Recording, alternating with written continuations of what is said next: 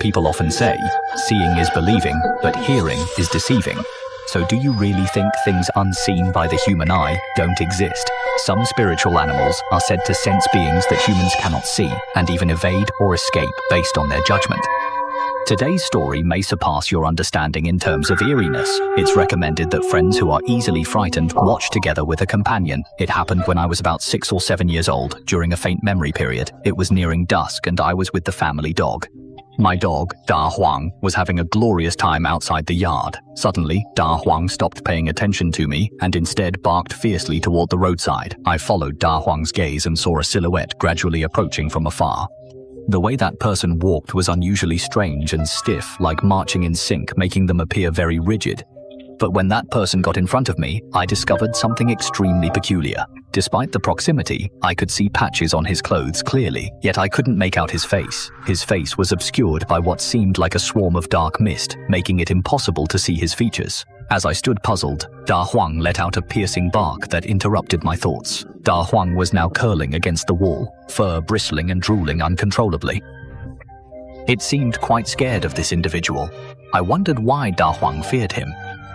I focused my gaze on the unclear side of that person's face. The person seemed to sense my stare and abruptly stopped in his tracks, turning his head towards me stiffly. When I saw his front face, chills ran down my spine. Although I still couldn't see his features due to the dark mist, I faintly saw a pair of pupilless whites staring straight at me before I could react. That person began striding towards me. My immediate thought was to run, but I felt entirely powerless, forced to watch helplessly as the eerie figure drew closer step by step. The silhouette halted right before me, then awkwardly raised a hand and swung slowly towards me, and when his palm touched me, I just felt a buzz in my head and my consciousness instantly became foggy. Fortunately, the person didn't take any further actions, just touched my head and then turned around and left. Until his figure completely disappeared from my sight, my whole body felt weak, and then I lost consciousness, not sure how much time passed.